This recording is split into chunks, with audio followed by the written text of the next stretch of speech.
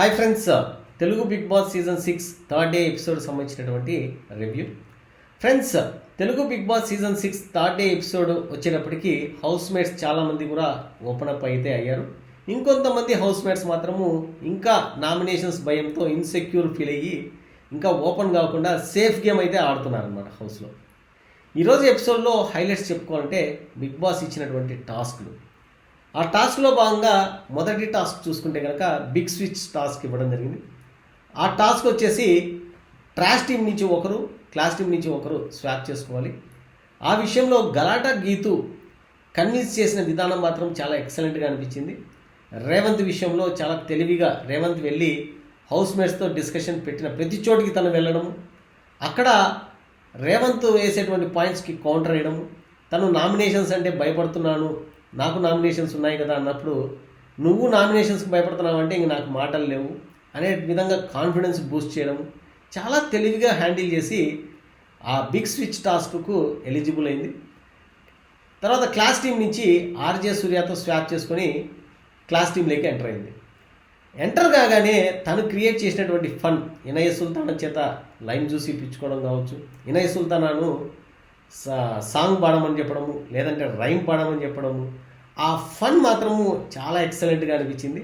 తర్వాత ఆరోహి విషయంలో కూడా హ్యాండ్స్ క్లీన్ చేయించుకునే దానికి వాటర్ తెప్పించుకోవడము, తర్వాత ఫుడ్ పెట్టించుకోవడము, ఆ ఫన్ మాత్రము సూపర్ ఎక్సలెంట్ అని చెప్పొచ్చు. గలాటా గీతు విషయంలో మాత్రము సర్టెన్ సెక్షన్ ఆఫ్ ఆడియన్స్, కొంతమంది వ్యూవర్సు తను బిహేవ్ చేసేటువంటి బిహేవియర్, ఆ చిత్తూరు యాస కంటిన్యూగా మాట్లాడడము ఎప్పుడు చూసినా కూడా, తర్వాత వచ్చేసి కంటెస్టెంట్లను ప్రొవోక్ చేసే విధానము చాలామంది ఆడియన్స్కి నచ్చట్లేదు. అక్కడ గలాటా గీతకు నెగిటివిటీ అయితే ఉంది. కాకపోతే కొంత సెక్షన్ ఆఫ్ ఆడియన్స్ ఉన్నారు, ఎంటర్టైన్మెంట్ ఎక్స్పెక్ట్ చేస్తూ ఉంటారు బిగ్ బాస్ హౌస్ నుంచి. సో చలాకీ చంటి, ఫైమా ఇలాంటి కంటెస్టెంట్లు హౌస్లో ఉన్నప్పుడు ఎంటర్టైన్మెంట్ వస్తుందేమో అని అందరం ఎక్స్పెక్ట్ చేశాము. కానీ వాళ్ళు వేసేటువంటి కుళ్ళు జోకులు ఆ మూల ఈ మూల కలిసిపోతున్నాయి తప్ప షోకి హైలైట్ అయ్యే విధంగా జోక్స్, ఎంటర్టైన్మెంట్ మాత్రం ఇంతవరకు అయితే వాళ్ళ దగ్గర నుంచి రాలేదు. సో ఆ గ్యాప్ ఏదైతే ఉందో గలాటా గీతు క్రియేట్ చేసేటువంటి ఫన్ మాత్రము ఆ సర్టన్ సెక్షన్ ఆఫ్ ఆడియన్స్ మాత్రం ఫుల్ ఎంజాయ్ చేస్తున్నారు. నిన్నటి ఎపిసోడ్, ఈరోజు ఎపిసోడ్లో గీతు క్రియేట్ చేసినటువంటి ఫన్తో ఖచ్చితంగా 5-6 వీక్స్ మైలేజ్ అయితే ఖచ్చితంగా వచ్చింది. ఒక స్ట్రాంగ్ కంటెస్టెంట్గా తనకంటూ ఒక ఐడెంటిటీ క్రియేట్ చేసుకునింది ఈ సీజన్ 6లో అని అన్డౌటెడ్గా చెప్పొచ్చు గలాటా గీతు విషయంలో. తర్వాత రేవంత్ బిగ్ బాస్ ఇచ్చినటువంటి ఇంకొక టాస్క్ స్లైడ్ జరా స్లైడ్. ఈ టాస్క్లో భాగంగా ఒక బల్లపైన వాటర్ గ్లాస్తో రోల్స్ చేస్తూ అవతల క్యాన్లో ఫిలప్ చేయాలి పుష్ చేసుకుంటూ. టాస్క్ మాత్రము కొద్దిగా మైండ్ పెట్టి, ఫిజికల్ గేమ్, మైండ్ గేమ్ రెండు పెట్టి ఆడాల్సి ఉంటుంది. ఈ టాస్క్ను మాత్రం రేవంత్ చాలా ఎక్సలెంట్గా పర్ఫామ్ చేశాడనే దాంట్లో క్లియర్గా నో డౌట్ చెప్పొచ్చు అనమాట. అక్కడ అనదర్ కంటెస్టెంట్ అభినయశ్రీ కూడా చాలా వరకు యాక్టివ్గా, ఎనర్జెటిక్గా పర్ఫామ్ చేసింది. కాకపోతే కొద్దిగా ఇంటలెక్చువల్గా ఆడకుండా ఫిజికల్గా ఆడడం వల్ల ఆ టాస్క్ ఓడిపోవడం జరిగింది అనమాట. సో ఇక్కడ రేవంత్ టాస్క్ గెలవడం మాత్రము చాలా వరకు హ్యాపీగా అనిపించింది. పర్ఫామ్ చేసిన విధానం బాగుంది. కాకపోతే రేవంత్లో ఉన్నటువంటి నెగిటివ్ ఏమంటే మాట్లాడే మాటల్లో ల్యాగ్ చేయడం ఎక్కువ అనమాట. బాగా మ్యాటర్ను లాగి మాట్లాడడం, చెప్పడం అనేది కొద్దిగా నసలాగానే అనిపిస్తుంది. ఎందుకంటే Revanth strong contestant, no doubt అని ఇట్, మంచి ఫాలోయింగ్ ఉంది అవుట్ సైడ్. తర్వాత వచ్చేసి పర్సనల్గా, వ్యక్తిత్వంగా చూసినా కూడా మంచి కంటెస్టెంట్, మంచితనం ఉంది. కాకపోతే విన్నర్ అయ్యేదానికి క్వాలిటీస్ మాత్రము మంచి మాట్లాడే మాటల్లో క్లారిటీ అయితే ఉండాలి. ముందు సీజన్లో మనం చూస్తే కనుక అభిజిత్ కావచ్చు, తర్వాత వచ్చేసి శ్రీరామచంద్ర కావచ్చు, ఇలాంటి వాళ్ళందరూ కూడా చాలా క్లారిటీగా మాట్లాడేవాళ్ళు. సో ఆ విషయం తనలో ఎందుకో రేవంత్ కొద్దిగా వెనకబడ్డాడేమో అని కనబడుతుంది. అది విన్నర్ అయ్యేదానికి ఛాన్సెస్ మిస్ కావచ్చు రేవంత్ విషయంలో. ఇకపోతే కనుక another contestant Inaya Sultana Bigg Boss ఇచ్చినటువంటి another task role baby role టాస్క్లో తన పర్ఫార్మెన్స్ మాత్రం ఎక్సలెంట్గా అనిపించింది. ముందు సెకండ్ డే రోజు కూడా ఆదిరెడ్డితో తను పర్ఫామ్ చేసిన విధానము బోల్డ్ అండ్ డైనమిక్గా చాలా వరకు ప్లస్ పాయింట్ అని చెప్పొచ్చు. కాకపోతే బిగ్ బాస్ ఏమైనా ఇనయ సుల్తాన్ టార్గెట్ చేశాడా, ఫస్ట్ వీక్ ఏమైనా ఎలిమినేట్ చేసేదానికి అని నాకైతే అనిపించింది. ఈరోజు తను మాట్లాడేటువంటి మాటల్లో పాయింట్ క్లియర్గా ఉంది. ఎందుకంటే ఆ రోల్ చేసేటప్పుడు బాలాదిత్య అడ్డంగా నిలబడడం మాత్రం క్లియర్గా కనబడుతుంది. తను గెలవకపోయినా కూడా ఒక్క మూమెంట్ ముందుకు పోయింటే ఆ అపోనెంట్కి కొద్దిగా టెన్షన్ క్రియేట్ చేసేటువంటి మూమెంట్ అది. సో అది మిస్ అయ్యింది. అదే పాయింట్ తను రైస్ చేస్తాన్నా కూడా హౌస్ మేట్స్ కావచ్చు, సంచాలకులు కావచ్చు, ఎవరు కూడా వినేదానికి రెడీగా లేరన్నమాట. బిగ్ బాస్ ఇదంతా కూడా తను ఆర్గ్యూ చేసేటువంటి అడమంటుగా ఆర్గ్యూ చేసే విధానాన్ని మొత్తం అంతా కూడా టెలికాస్ట్ చేశాడే కానీ హౌస్ మేట్స్ ఒపీనియన్ ఎవరైనా కొద్దిగా పాజిటివ్ ఉండే వాళ్ళని టెలికాస్ట్ చేసింటే తనకు అది హెల్ప్ అయ్యిండేదేమో నాకైతే అనిపించింది. బిగ్ బాస్ ఏమైనా టార్గెట్ చేశాడేమో, ఫస్ట్ వీక్ ఎలిమినేషన్ ఇనయ సుల్తాన్లు లేపుతాడేమో అని చెప్పేసి. ఇకపోతే కనుక హౌస్లో మాత్రము మిగతా హౌస్ మేట్స్ ఇంకా హైలైట్ కాకుండా చాలా వరకు కామన్ కంపోజ్డ్గా ఉన్నారు. ఆదిరెడ్డి విషయం తీసుకుంటే కనుక చాలా సేఫ్ గేమ్, చాలా వరకు జాగ్రత్తగా ఆచితూచి ఆడుతున్నాడు. ఈరోజు సంచాలకుడుగా ఆదిరెడ్డిని సెలెక్ట్ చేసినప్పుడు అక్కడ బాలాదిత్య అడ్డంగా ఉన్నప్పుడు కొద్దిగా డెసిషన్ తీసుకొని ఆ టాస్క్ను మళ్ళా ఇంకొకసారి స్టార్ట్ చేసింటే బాగుండేదేమో నాకైతే అనిపించింది. తర్వాత ఇనయ సుల్తానా ఆర్గ్యూ చేసేటప్పుడు కూడా పాయింట్ స్పెసిఫిక్గా స్ట్రాంగ్గా చెప్తున్నప్పుడు మెల్లిగా మాట్లాడు అని కొద్ది గదిరించి మాట్లాడడం అనేది క్లియర్ కనబడింది. ఆ విషయాన్ని ఇనయ సుల్తానా హైలైట్ చేస్తూ ఆ పాయింట్ను ఆదిరెడ్డితో మాట్లాడినప్పుడు ఇంకా నేను అది మామూలుగా చెప్పాను, చాలా గౌరవంగా చెప్పాను, చాలా మర్యాదగా చెప్పాను, కవర్ అయితే చేసుకునేదాన్ని ట్రై చేశాడు కానీ అక్కడ కొద్దిగా దబాయిచ్చి మాట్లాడడం అనేది క్లియర్గా అయితే కనబడింది. సో ఆదిరెడ్డి మాత్రం చాలా సేఫ్గా ఆచితూచి గేమ్ ఆడుతున్నాడని మాత్రము క్లియర్గా చెప్పొచ్చు. ఎందుకంటే గలాటా గీతు, ఆదిరెడ్డి, ఆర్జే సూర్య ఇలా ముగ్గురు క్లాస్ టీంలో ఉన్నప్పుడు ఒకరు స్వాప్ కావాలి అన్నప్పుడు అక్కడ గలాటా గీతు క్లియర్గా నేను ఇక్కడ ఈ లైఫ్ స్టైల్ అనుభవించేదానికి వచ్చిన ఈ క్లాస్ టీంలోకి నాకు ఇది ఫుడ్ కావచ్చు, ఈ లగ్జరీ కావచ్చు నాకు కావాలి, ఒక రోజున ఉండాలి అని తన పాయింట్ చెప్పినప్పుడు అంటే నువ్వు క్లాస్ టీంకి నువ్వు బాగా తిని పడుకునేదానికి ఎంజాయ్ చేసేదానికి వచ్చినావా అని పాయింట్ హైలైట్ చేశాడన్నమాట. సరే ఇంక నువ్వు దేనికి వస్తున్నావు అంటే కనుక నాకు నెక్స్ట్ రౌండ్ క్యాప్టెన్సీకి వెళ్ళాలని ఉంది, ఫస్ట్ వీక్ క్యాప్టెన్ కావాలని ఉంది, ఆ క్యాప్టెన్ అయినప్పుడు ఆ ఫీల్ ఎంజాయ్ చేయాలని ఉంది అని నువ్వు చెప్పినప్పుడు అది కూడా సెల్ఫిషే కదా. సో ఇక్కడ ఆదిరెడ్డి మాత్రం చాలా సేఫ్ గేమ్ ఆడుతున్నాడు. చూడాలి ఎంతవరకు తనకి హెల్ప్ అవుతుందో కమింగ్ డేస్లో. ఇకపోతే కనుక మిగతా కంటెస్టెంట్ల విషయానికి వచ్చేటప్పటికి నాకు బాగా నచ్చినటువంటి కంటెస్టెంట్ అర్జున్. చాలా ఇంటెలిజెంట్గా, చాలా రిజర్వ్డ్గా, బిహేవియర్ కూడా చాలా డీసెంట్గా కనబడుతుంది.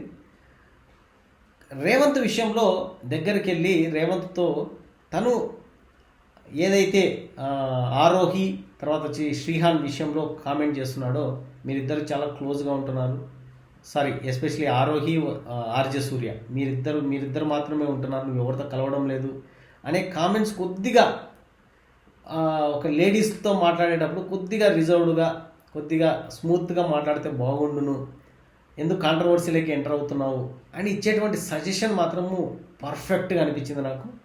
ఎందుకంటే ఆఫ్టర్ లైవ్ షోలో కూడా ఆఫ్టర్ ద ఎపిసోడ్ కొన్ని మనం కాన్వర్జేషన్స్ చూస్తే రేవంత్ కొద్దిగా లూజ్ టాక్ అయితే మాట్లాడుతున్నాడు. కొద్దిగా ఫ్లర్ట్ విషయంలో కావచ్చు, అమ్మాయిల విషయంలో కావచ్చు, మాట్లాడే విధానం కొద్దిగా అతనికి డ్యామేజ్ అయ్యేదానికి అవకాశం ఎక్కువగా ఉంది. ఆ విషయాన్ని సెన్సిటివ్గా అర్జున్ సజెషన్ ఇచ్చిన విధానం మాత్రం ఎక్సలెంట్గా ఉంది. తర్వాత మరుసటి రోజు వాసంతితో మాట్లాడుతూ కూడా నేను సజెషన్ ఇచ్చాను కానీ మనవాడు యాక్సెప్ట్ చేసే మూడ్లో లేడు అని తను మాట్లాడే విధానం మాత్రం చాలా స్మూత్ అండ్ డెలికేట్గా అనిపించింది. కొద్దిగా ఇంటెలిజెంట్గా కూడా కనబడుతున్నాడు అనమాట. తర్వాత ఆర్జే సూర్యతో కూడా తను స్వాప్ చేసుకునేటువంటి సిచ్యువేషన్ ఉన్నప్పుడు ఆదిరెడ్డితో నువ్వు క్లియర్గా ఆర్గ్యూ చేయొచ్చు. ఎందుకంటే క్లాస్ టీమ్కి మీరు సెలెక్ట్ అయ్యేటప్పుడు హౌస్ మేట్స్ ఓట్స్తో మీరు లోపలికి వెళ్ళారు. సో వాళ్ళు ఇప్పుడే ఫ్రెష్గా వచ్చినా కూడా, టాస్క్ గెలిచి వచ్చినా కూడా హౌస్ మేట్స్ ఓట్స్కి వాల్యూ ఉండాలి కదా. మిగతా ఇద్దరు కూడా ఎస్పెషలీ బాలాదిత్య కావచ్చు, తర్వాత వచ్చేసి సరే ఇంకొక కంటెస్టెంట్, సో వాళ్ళు ఇద్దరు కూడా బయటికి వెళ్ళిపోయారు. సో నేనన్నా ఒకరు ఉండాలి కదా, ఆ పాయింట్ మీద నువ్వు డిస్కస్ చేసింటే బాగుండు కదా అనే ఒక పాయింట్ మాట్లాడడము చాలా అతని స్మార్ట్ థింకింగ్కి ఒక ఎగ్జాంపుల్గా అయితే నాకైతే అనిపించింది. సో అర్జున్ ఇంకా ఎలివేట్ అయ్యేదానికి ఇంకా టాస్క్లో ఆపర్చునిటీ అనేది ఇంకా రాలేదు. నెక్స్ట్ 2-3 డేస్లో ఇంకా అతను ఎక్కువగా ఎక్స్పోజ్ అయితే బాగుండేదేమో నాకైతే అనిపించింది. తర్వాత వచ్చేసి రోహిత్ మెరీనా ఇద్దరు కూడా జంటలు లోపలికి వెళ్ళారు. ఇంతవరకు ఎక్కడా కూడా హైలైట్ అయితే కాలేదు. ఈ రోజుకు వాంటెల్లి మెరీనా ఒక సీన్ క్రియేట్ చేసినట్టుగా నాకైతే అనిపించింది. వాళ్ళ హస్బెండ్ని హక్ చేసుకోమంటే కెమెరాలు ఉన్నాయి కదా అని చెప్పేసి అలా టచ్ చేసి అలా వెళ్ళిపోతున్నాడు అనే ఒక టాపిక్ను హౌస్ మేట్స్ 2-3 మధ్యలో డిస్కషన్ అయితే పెట్టింది. శ్రీహాన్ ఉన్నాడు అక్కడ, శ్రీ సత్య అయితే ఉంది, ఇనయ సుల్తానా వీళ్ళందరూ కూడా ఉన్నారు. సో అక్కడ ఆ టాపిక్ పెట్టినప్పుడు రోహిత్ క్లియర్గా అయితే ఓవర్ యాక్షన్ అయితే చేయగాకు, నువ్వు హగ్ అడిగావు నేను ఇచ్చాను అనే కాన్వర్జేషన్ పెట్టడం.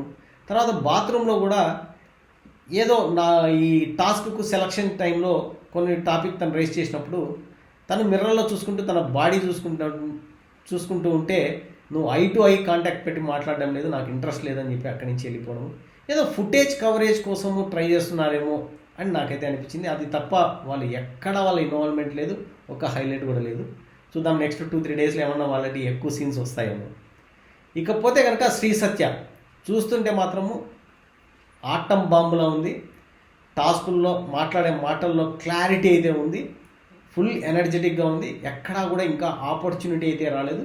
నామినేషన్ భయంతో కొద్దిగా సేఫ్ గేమ్ అయితే ఆడుతుంది. ఒక ఆపర్చునిటీ వస్తే మాత్రం శ్రీ సత్యలో ఒక క్యూట్నెస్, బ్యూటిఫుల్, తర్వాత ఇంటెలిజెన్సీ కనబడితే మాత్రం స్ట్రాంగ్ కంటెస్టెంట్గా ముందుకు పోయేదానికి అవకాశం అయితే ఎక్కువ ఉంది శ్రీ సత్య విషయంలో. ఇకపోతే కనుక ఆరోహి చాలా వరకు డొల్లతనం కనబడుతుంది, చాలా వరకు బోలాశంకర్ లాగా ఉన్నట్టు మాట్లాడుతుంది, కానీ ఎక్కడా కూడా ఒక ఇంటెలిజెన్సీ అనేది ఇంకా ఇంతవరకు అయితే రాలేదు, ఆపర్చునిటీ రాలేదు.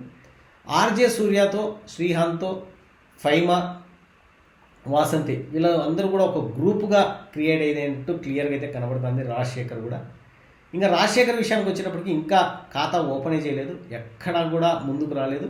ఏమన్నా నెక్స్ట్ టాస్క్లు ఏమైనా ముందుకు వస్తే అతని క్యారెక్టర్ ఏంటి అనేది మనకు తెలుస్తుంది అనమాట. ఇకపోతే కనుక అనదర్ క్యారెక్టర్ కీర్తి, చాలా వరకు సెంటిమెంట్, తన ఫ్యామిలీ మొత్తం యాక్సిడెంట్లో చనిపోయినారు అనేటువంటి ఒక సెంటిమెంట్ ఆడియన్స్లో అయితే ఉంది. ఇంతవరకు కాంట్రవర్సీ ఎక్కడా కనపడలేదు, అందరితో మంచిగానే ఉంది. నామినేషన్స్కి ఓ 2-3 వారాలు వచ్చే అవకాశాలు అయితే అస్సలు కనిపించడం లేదనమాట.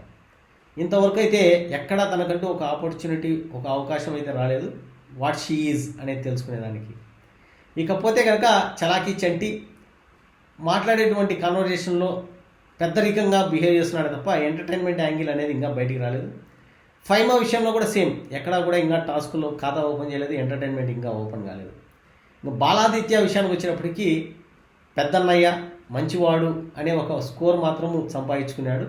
నామినేషన్లోకి వచ్చేదానికి ఛాన్సెస్ తక్కువ అనే కాన్ఫిడెన్స్తో ఉన్నాడు, కానీ ట్రాష్ టీంలో అయిపోయిన తర్వాత డైరెక్ట్ నామినేషన్లోకి నామినేట్ అయిపోయాడు. చూద్దాం అది ఎంతవరకు తనకు హెల్ప్ అవుతుందో అనేది we have to wait and watch. Okay friends, third day episode మాత్రము చాలా ఇంట్రెస్టింగ్ అనిపించింది. హైలైట్ ఆఫ్ ద ఎపిసోడ్ చెప్పుకోవాలంటే Galatta Geetu, no doubt. So waiting for tomorrow episode. After seeing tomorrow episode I will come back with my review. Till then by.